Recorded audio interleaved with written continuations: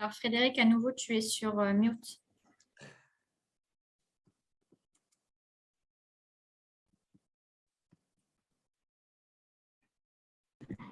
Oui, donc je disais, c'est une très belle présentation du professeur Djibi.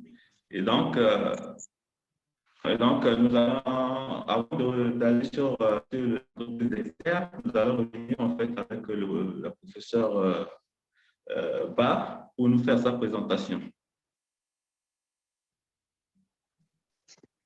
Oui, bonjour Frédéric, bonjour à tous, bonjour Anne-Sophie. Bon, j'ai eu un problème de connexion, donc je m'en excuse. Alors du coup, j'étais prévue comme première intervenante et donc j'avais pris sur moi pour commencer à définir les concepts. Je ne vais pas changer quand même mes propos, mais peut-être qu'avec la présentation de mon collègue, ce sera beaucoup plus parlant à présent.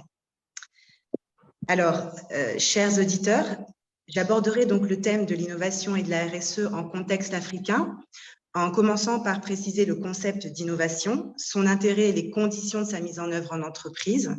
Je poursuivrai en définissant le concept de RSE et en valorisant son apport à l'acte d'innover à partir de pratiques d'entreprise en contexte africain. En premier lieu, donc mon objectif est d'attirer votre attention sur la signification du concept de l'innovation d'une part et d'évoquer donc son intérêt et les conditions de sa mise en œuvre en entreprise d'autre part. Dans le Petit Robert, donc l'innovation est définie comme une chose, une idée nouvelle introduite, tandis que dans le jargon gestionnaire, est mis plutôt sur la chose ou idée. Naturellement, se pose alors la question du comment s'y prendre pour atteindre le succès. Une manière de faire peut être de repenser l'usage d'un bien ou d'un service et le commercialiser comme l'a fait Babacar Thiam au Sénégal en transformant des barils d'huile usagés en salon complet, en armoire ou encore en placard de rangement. Il s'agit ici d'une innovation d'usage. Il est aussi possible de designer les liens sociaux en entreprise pour améliorer l'efficacité et l'efficience des procédés internes. Certains dirigeants d'entreprises, par exemple, ont introduit des cycles d'ateliers participatifs dans leur mode de management. Drucker qualifie ce type d'innovation de sociale. On peut encore créer un bien ou un service qui bouscule les manières de faire et ou de penser des utilisateurs jusqu'à rendre obsolète l'offre de référence du marché. Cette innovation est dite disruptive au sens de Christensen. L'offre de l'entreprise Wari, de services financiers et commerciaux de proximité accessibles partout au Sénégal, en est un exemple. On comprend maintenant que l'innovation recouvre plusieurs formes qui intègrent l'innovation technologique et l'innovation non technologique. Depuis les travaux de Schumpeter, 5 formes lui sont reconnues: produits nouveaux, procédés nouveaux, usage nouveau des produits et des équipements existants, débouchés nouveaux et organisation nouvelle de l'entreprise. Mais que cherche alors l'entrepreneur en innovant et à quelles conditions doit-il se soumettre? L'argument le plus ancien et principalement mis en avant dans la littérature est la recherche d'un avantage stratégique. L'objectif est d'établir de nouvelles règles de jeu qui détruisent l'ordre existant et rendent obsolètes les anciennes règles. À nouveau, depuis Schumpeter, l'innovation, notamment technologique, se présente en effet comme un facteur de crise pour les acteurs en place et constitue la principale source d'évolution des économies. C'est ce que l'auteur explique par l'expression bien connue de destruction créatrice. Quant aux conditions de l'innovation, il faut tenir compte que l'innovation donne du sens et met en œuvre une invention dont l'usage n'est jamais prédictible. Adler définit d'ailleurs l'acte d'innover comme celui de tirer parti des incertitudes. Ainsi, si toute entreprise pour fonctionner a besoin de s'organiser et donc de réduire l'incertitude, elle doit aussi se développer en innovant. La complémentarité de ces deux contraintes est patente. Toute entreprise suppose pour fonctionner efficacement d'associer rationalisation et créativité collective, mais tout autant, ces deux contraintes sont antagoniques. Plus une entreprise s'organise, plus elle réduit l'incertitude et moins elle peut innover. Plus au contraire elle innove, plus elle tire parti de l'incertitude et moins elle peut s'organiser. Aussi, nous retiendrons qu'il est tout aussi vital pour l'entreprise d'innover que de s'organiser. La difficulté réside alors dans la recherche d'un équilibre entre créativité collective et rationalisation. En second lieu, chers auditeurs, je souhaiterais aborder l'apport de la RSE face à l'acte d'innover, d'une part, et contextualiser mes propos avec des exemples de pratiques en contexte africain, d'autre part. Le concept de RSE en sciences de gestion renvoie à l'étude du comportement éthique et de transparence des entreprises dans leur rapport avec la société en vue d'une amélioration de leur performance. Ce comportement peut être apprécié à partir de 4 critères issus de la norme ISO 26000. Nous les utilisons ici pour valoriser l'apport de la RSE face aux défis d'innover en entreprise. Premièrement, à travers l'acte d'identification des effets de l'activité de l'entreprise sur autrui et l'environnement, l'entreprise prend conscience de ses forces et de ses faiblesses. Elle décortique ses méthodes de travail, ses processus et dispose d'une cartographie détaillée de ses impacts. De là peut alors découler des actions de rationalisation comme de créativité collective interne en vue d'améliorer son efficacité. Deuxièmement, le dialogue avec les parties prenantes ou en présence est propice à la détection d'opportunités et de menaces.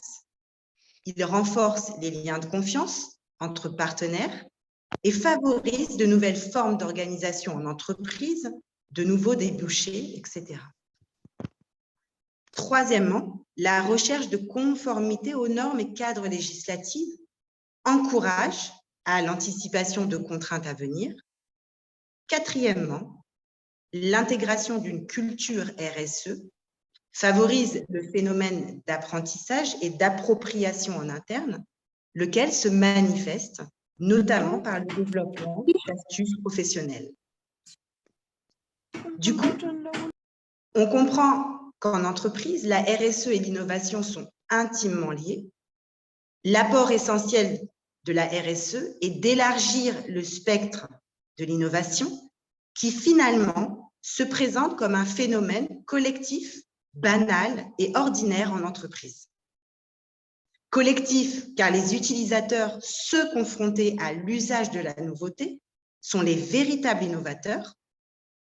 Les dirigeants et experts qui décident de mettre en œuvre la nouveauté sont, eux, les inventeurs.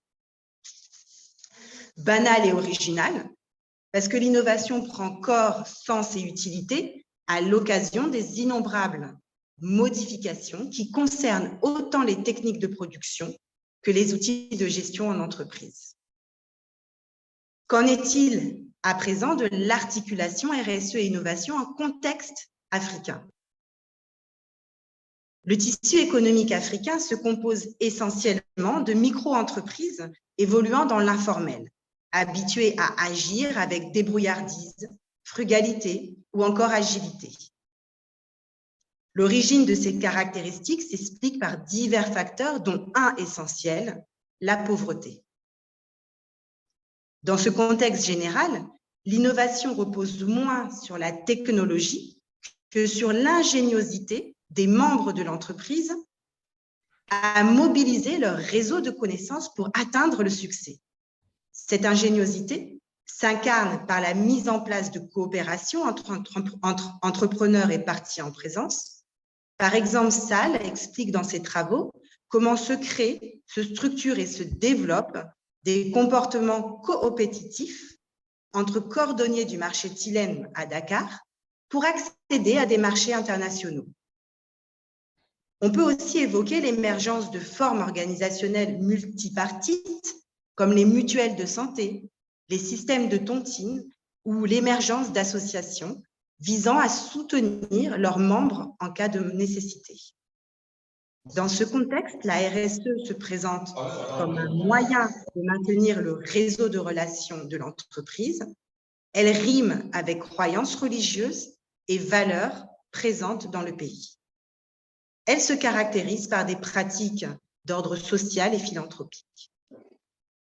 Néanmoins, dans certaines entreprises, l'innovation technologique occupe une place centrale, surtout depuis l'introduction de la technologie mobile. C'est par exemple le cas dans les entreprises du secteur informel urbain dakarois. Puis, l'on peut aussi évoquer le cas des entreprises gazelles en référence aux travaux de Davis Birch. Ces entreprises se caractérisent par un potentiel de croissance rapide. En Afrique, elles ont bien souvent la particularité de relever à la fois d'un entrepreneuriat de nécessité et d'opportunité. La laiterie du Berger au Sénégal est un exemple d'entreprise gazelle créée par un jeune entrepreneur de la diaspora. Elle a été la première entreprise à fabriquer industriellement des produits laitiers à base de lait de vache d'origine sénégalaise. Dans ces entreprises, l'utilité sociale de leurs activités est valorisée. La RSE s'affiche dans leur objet social. Je terminerai par évoquer le cas des filiales de firmes multinationales dans lesquelles la RSE est bien souvent perçue comme une contrainte venant du siège. Pour autant, on assiste à des phénomènes d'appropriation par les utilisateurs qui donnent sens et utilité à la RSE. À titre d'exemple, Sonatel, filiale d'Orange au Sénégal, décline depuis plus de 10 ans des accords cadres internationaux signés par la Direction générale de la Maison Mère et la Fédération syndicale internationale du secteur des télécommunications. Ces accords portent sur des sujets comme la lutte contre toute forme de discrimination, de harcèlement sexuel ou encore sur la prise en charge médicale du personnel et de leurs familles. La mise en conformité des engagements pris par la maison mère au niveau des filiales est assurée par des comités de managers et de syndicats locaux qui, par le biais d'astuces professionnelles, réussissent à convaincre le personnel.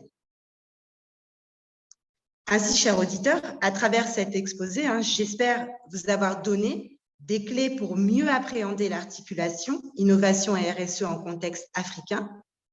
Je clôturerai mes propos en annonçant que depuis juin 2021, un projet de loi d'orientation relative à l'économie sociale et solidaire a été voté par les parlementaires au Sénégal. Elle fait référence au statut d'entreprise à mission et tient compte de pratiques RSE. Nous avons donc bon espoir que cela vienne encourager l'adoption de comportements innovants en matière de RSE. Je vous remercie pour votre attention et j'espère n'avoir pas été trop longue.